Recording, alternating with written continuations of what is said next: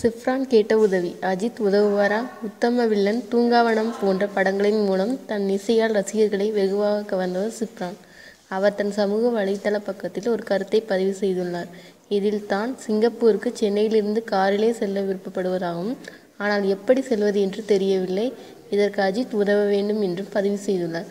தற்போது அஜித் சிப்ரானுக்கு உதவுவாரா என்பதை பொறுத்திருந்து பார்ப்போம்.